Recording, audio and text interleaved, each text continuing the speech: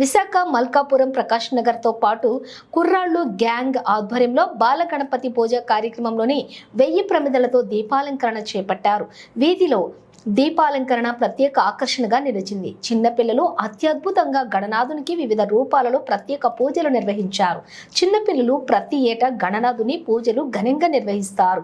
కోలాటాలు ఆనందంతో చిన్నారులు బాలగణపతి పూజ ఘనంగా నిర్వహించారు.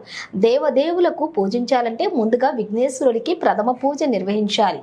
అందరూ బాగుండాలి, పిల్లలు చక్కగా చదువుకోవాలి, మంచి వృద్ధులకి రావాలి అని తల్లిదండ్రులంతా చేస్తున్న పూజలలో ముందుగా ప్రథమంగా ఉండేది గణనాథుని స్మరించి మొదలు పెడతారు.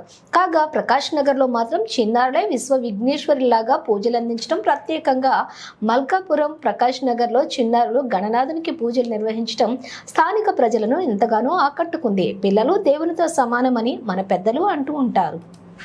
ఆ చిన్నారులు నాటు గుంటలు గ్యాంగ్ నామకరణం చేసుకుని వీధిలో పెద్దల సహకారంతో వినాయక వ్రతం ప్రారంభించారు. అందరూ 8 ఏళ్లలోపు వారు చేయడం గమనార్హం.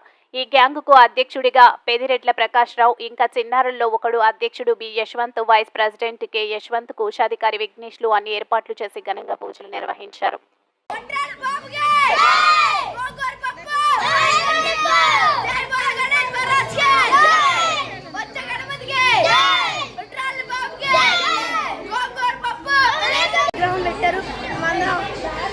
మేమందరం దీపాలు అవి పెట్టి వాకళ్ళు అవి కడిగి దీపాలన్నీ పెట్టి ముగ్గులేసి అగరబత్తులన్నీ వెలిగించి పువ్వులేసి దీపాలు పెట్టి ఆయిల్ 6 ప్యాకెట్లు అయితే చివరికి అయిపోయి అయినా ఏం ఆగకుండా ఒత్తుల ప్యాకెట్లు అన్నీ తెచ్చి అన్నీ వెలిగించాం.